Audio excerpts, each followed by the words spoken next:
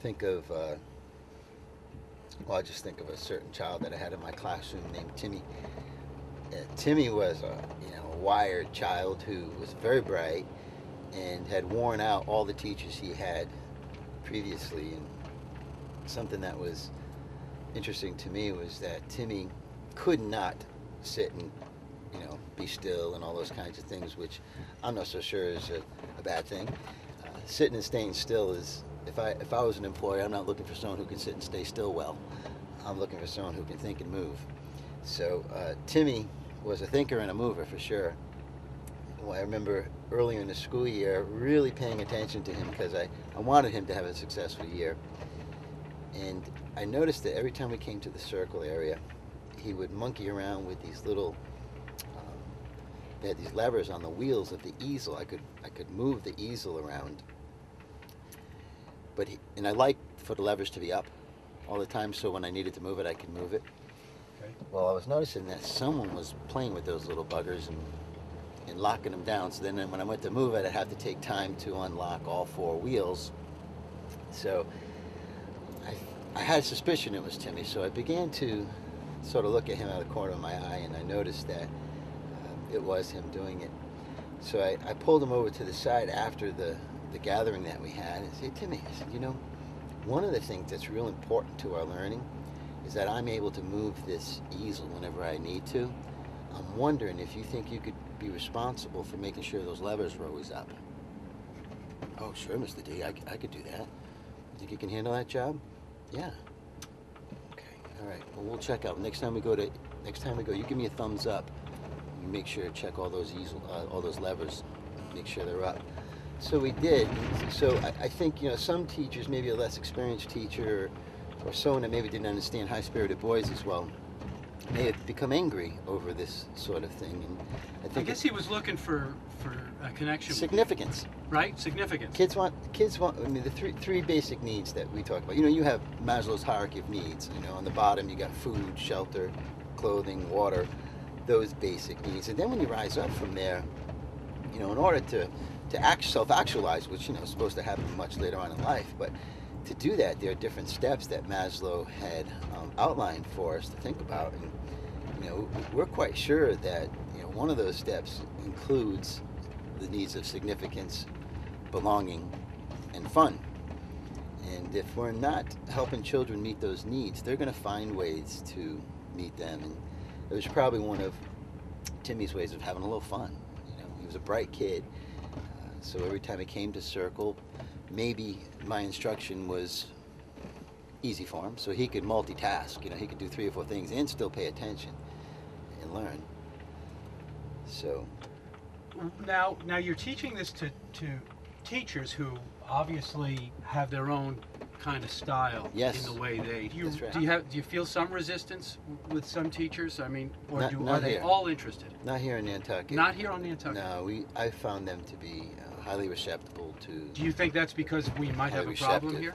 What's that? Do you think it might be because we have a problem here? Is that why they're being more receptive? Nantucket doesn't have any more of a problem than most Okay. places, as All right. from my view. And I think it's always intriguing to have these conversations with teachers out here, and they'll say, "Oh boy, we gotta do this, and we got this, and oh, this is happening here," and I think they think they're unique.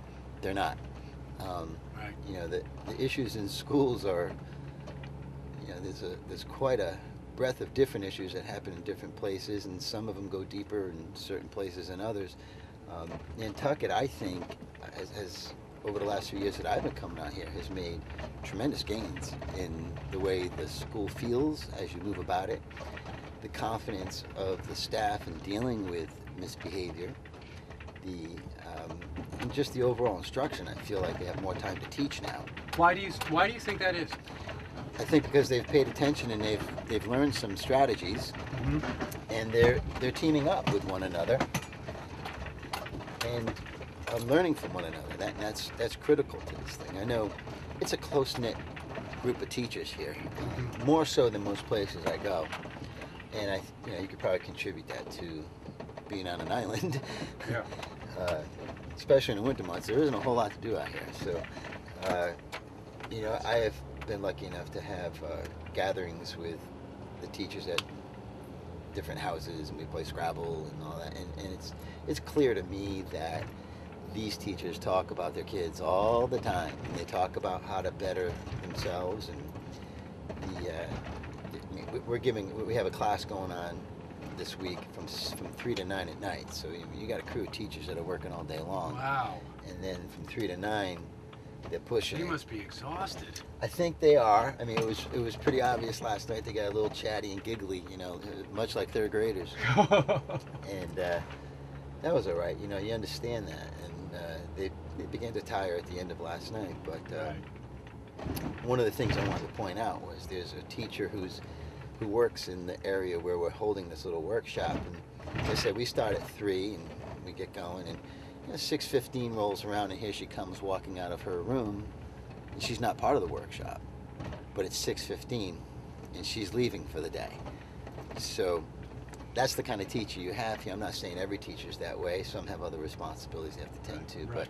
it's clear to me these folks here are serious about moving kids. And I can think that you've got your teachers, and they have only so much time to spend with kids. yeah, And the amount of change that they can affect. How much can you, if you were to compare what home life is like? I mean, how do you teach the parents too? Almost, it's like. interesting enough, Nina has been a great. What's the word I'm looking for? She's made an effort to connect with parents. We've held, I think, 3 different workshops that I've led, and the parents have come in, and just so we can give an overview of what the responsive classroom is and some of the things we're trying to do. And some of the things that are very much connected are the way we speak with kids. How do we, Right.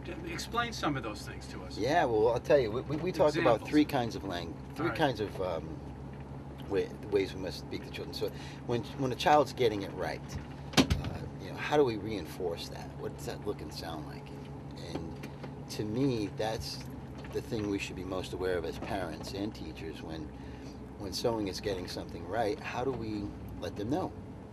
I mean, the old technique, when I was a child, it was good job, way to go, awesome, all that kind of stuff, and that's called praise. What we'd like to have people do is continue that. Don't ever stop doing that, but to consider being specific. So if the child, has their hands together on the baseball bat and their eye is on the ball, and they open up their hips and they make a connection with the ball, we should say to them, gee, you were doing some things there that led to you be able to hit that ball. Can you think of what one of them was? So now I got them thinking about it in their neocortex. If I just say good job, they might not know what it was. So now they're reflective, and being reflective is sort of a natural response to specific reinforcement. So we can get children to reflect on their work. For instance, a kindergartner who may have some handwriting issues, which is typical in kindergarten, but if you can teach that child how to make a tripod grip, and then when they make that tripod grip, their handwriting improves or their drawing improves. As a teacher, I can come by with an old piece of drawing and say to them, wow, check this out, Andy. What do you see as the difference between these 2 pictures? And get them to point it out. Do you think your tripod grip is helping you? So that's reinforcement that is deeper, a lot deeper.